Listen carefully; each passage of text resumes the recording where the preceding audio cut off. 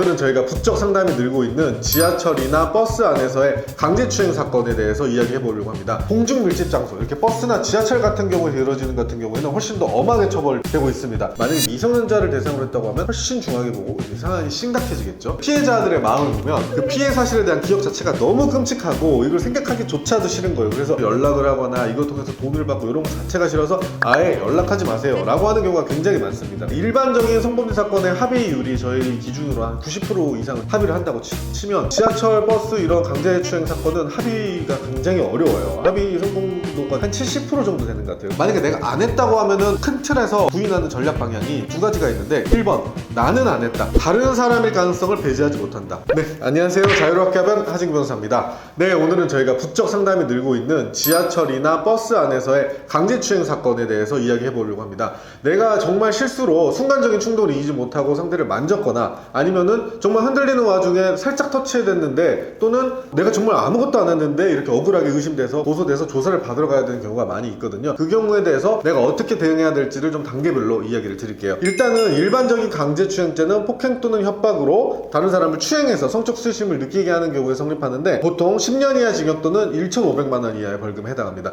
근데 공중 밀집 장소, 이렇게 버스나 지하철 같은 경우에 이루어지는 같은 경우에는 훨씬 더 엄하게 처벌되고 있습니다. 공중 밀집 장소에 따른 강제추행죄는 성폭법에서 성폭력범으로 명확하게 규정을 하고 있고, 그 경우에는 이제 3년 이하의 징역 또는 3천만 원 이하의 벌금에 처해지고 있습니다. 강제추행죄 관련돼서 성범죄 백서를 보면은 41.4% 정도가 집행유예가 나오고 40.9% 정도가 벌금형, 그 다음 경우가 징역형이 나오는데, 대부분 징역형이 집행유예나 벌금형으로 나오고 있습니다. 근데 공밀추 같은 경우는 이런 걸 넘어서서 높은 수준의 벌금형이 나오거나 집행유예가 나오는 경우가 굉장히 많아요. 한마디로 공중 밀집 장소 추행이라는 경우에는 이제 성범죄로 분류가 되고, 그 경우에는 뭐 신상정도 될 수 있고 여러 부가 처분도 있을 수 있기 때문에 특별히 더 주의하셔야 된다. 그럼 이 상황에서 어떻게 대응해야 되는지부터 좀 말씀을 드릴게요. 일단은 지하철에서 같은 경우에는 일반 경찰이 아니라 지하철 경찰대에서 첫 번째로 조사를 합니다. 지하철 관련된 범죄에 약간 특화돼 있어요. 그래서 보통 경찰에서 하는 것보다 더 구체적으로 묻고 더 집중적으로 묻게 됩니다. 그리고 좀 더 분위기가 좀 엄한 경우들이 많아요. 워낙 이런 분들만 많이 보기 때문에. 그래서 가기 전에는 이런 것들을 바탕으로 좀 많이 공부를 하고 가셔야 됩니다. 그렇다면 지하철이나 버스 강제추행죄에서 일반 강제추행과 좀 다른 특별한 점들이 무엇인가? 일단은 엄벌 기준에 대해서 살펴봐야 되는데요. 제일 중요한 거는 행위가 과연 몇 번인가입니다. 만약에 내가 이번 한 번만 딱 터치를 했는지, 아니면은 계속 쫓아다니면서 한 5번, 6번, 7번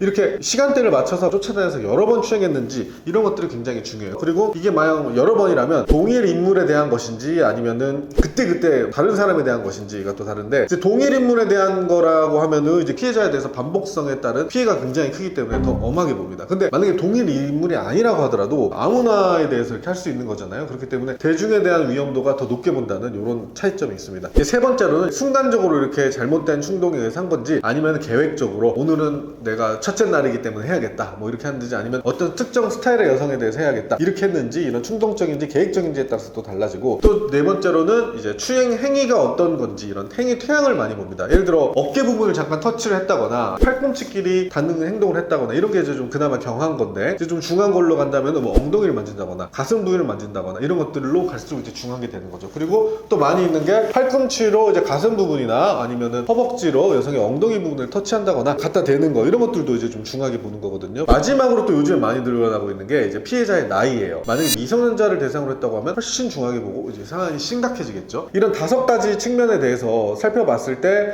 아, 내가 지금 상황이 얼마나 심각한지, 또는 그나마 해볼 만한지, 이런 것들을 보고 행위의 심각성 정도를 좀 판단해서 접근하셔야 될 필요가 있습니다. 이거를 인정을 해야 될지 부인을 해야 될지에 대해서 결정을 해야 되는데, 일단은 가장 중요한 거는 뭐 자신의 양심에 따라서 해야겠죠. 근데 또 변호사 입장에서 그냥 양심에 따라서 하세요 라고만 하면은 또 이게 변호를 해주는 입장이 아니기 때문에, 그거에 따른 기준을 또 말씀드리면은, 2번은 증인이나 CCTV가 있는지 없는지입니다. 근데 보통 요즘에는 지하철 내부를 비치는 CCTV도 많이 있기 때문에 양심에 따라서 하실 필요가 있고, 만약에 세 번째는 또 반복도, 내가 여러 번 했다고 하면 경찰이 이제 맘먹고 하면은 이 사람이 찍힌 뭐 신용카드나 이런 걸로 이제 지하철 출입했을 때 그때 CCTV들을 샅샅이 살펴볼 수가 있어요. 그렇게 되면은 오히려 일이 커질 수가 있죠. 그래서 반복도가 내가 많다고 하면은 인정한 측면이 좋다. 그리고 만약에 내가 추행의 고의와 정도, 예를 들어 너무 고의를 가지고 했거나 노골적으로 했다고 하면 그게 결국에는 드러나기 마련이니까 인정하기가 좋다. 이런 기준으로 한번 내가 인정할지 부인할지를 양심에 따라서 한번 판단해 보셔야 됩니다. 만약에 내가 인정할 경우에는 일단은 반성하는 모습을 주고 보여주고 반성문을 많이 쓰고 내가 이제까지 20번 30번 다 했어요 이렇게 말하는 거는 사실 피고인의 이익에는 부합하지 않잖아요. 그래서 자기가 인정할 부분에 대해서 변호사랑 상의하에 이제 가투리를 쳐서 인정을 하고 그 다음에는 이제 피해자랑 합의를 하는 게 중요합니다. 근데 저희가 성범죄 사건을 전문으로 하고 많이 하는데 일반적인 성범죄 사건의 합의율이 저희 기준으로 한 90% 이상은 저희가 합의를 한다고 치면 유독 지하철, 버스 이런 강제추행 사건은 합의가 굉장히 어려워요. 합의 성공도가 제가 봤을 때는 한 70% 정도 되는 것 같아요. 근데 저희가 이제 피해자들의 마음을 보면 그 피해 사실에 대한 기억 자체가 너무 끔찍하고 이걸 생각하기조차도 싫은 거예요. 그래서 연락을 하거나 이걸 통해서 돈을 받고 이런 거 자체가 싫어서 아예 연락하지 마세요 라고 하는 경우가 굉장히 많습니다. 그래서 공중밀집장소 추행 같은 경우는 합의가 굉장히 어렵다. 그래서 변호인이 입장에서는 상대한테 접근을 할 때 굉장히 조심스럽게 접근하고 또 이제 좀 스킬풀하게 접근을 해서 합의를 잘 하는 게 중요합니다. 만약에 합의를 잘 한다고 하면 보통은 합의금은 500에서 1000 내외에서 많이 합의를 하고요.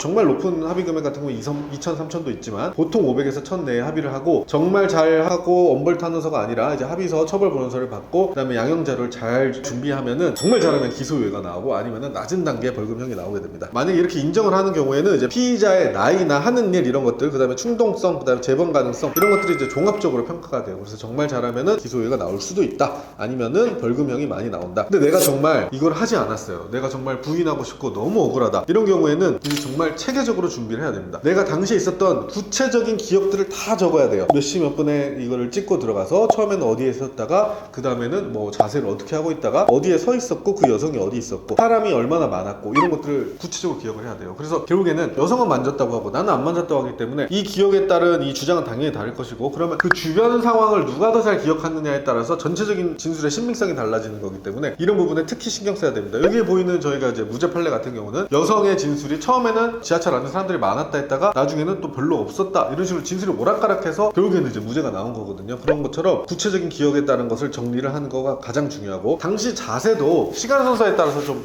변형을 해봐야 돼요. 그래서 내가 왼손으로 만졌다고 주장하는 건지 상대가 아니면은 여기서 오른손으로 만졌다고 주장하는 건지 이런 주장이 통상적인 상식에 빗대어 봤을 때 자연스러운지 다른 사람이 만졌을 가능성은 없는지 이런 것들에 대해서 이제 구체적으로 판단을 해야 되고 당시에 증인이 있을 수는 없는지 그리고 CCTV나 이런 것들은 있을 수 없는지 이런 것들을 확인한 다음에 확보 요청을 하든 이런 것들을 좀 재빠르게 준비를 해야 됩니다. 그래서 만약에 내가 안 했다고 하면은 큰 틀에서 부인하는 전략 방향이 두 가지가 있는데 1번 나는 안 했다. 근데 자세로 봤을 때 이걸 내가 만졌다 이런 것들을 상식적으로 이해하기 어렵다거나 이런 1차적인 전략이 있을 것이고 2번 가능성은 다른 사람일 가능성을 배제하지 못한다. 내가 안 한 것도 맞지만 내가 여기 있을 때 제3자가 여기 있었을 가능성이 높다. 뭐 이런 주장을 한다던가 해서 결국에는 내가 아닌 이유와 그 다음에 다른 사람일 가능성인 이유 이 두 가지에 대해서 적극적으로 해서 판사님으로 하여금 합리적인 의심의 여지가 없도록 이게 증명되지 않았다라는 인식을 줘야 됩니다. 네, 그래서 종합해서 보면 지하철 또는 버스처럼 공중 밀집 장소에서의 강제추행은 일반 강제추행보다 더 엄하게 처벌된다. 그리고 이거는 성폭법에 규정되어 있어서 잘못하면 성범죄자가 되기 때문에 초반부터 좀 적극적인 대응이 필요하다는 것이고 만약에 이제 내가 정말 했다고 하면 이 엄벌 기준에 따라서 내가 어느 정도 처벌될지를 가늠해 보시고 빨리 반성하는 태도를 보이고 각종 양형 자료를 준비하시고 만약에 내가 정말 억울할 경우에는 이제 구체적인 기억과 당시 자세 그다음에 다른 사람일 가능성이 없는지 그리고 뭐 증인이나 CCTV 확보 이런 것들을 거쳐가지고 종합적으로 봤을 때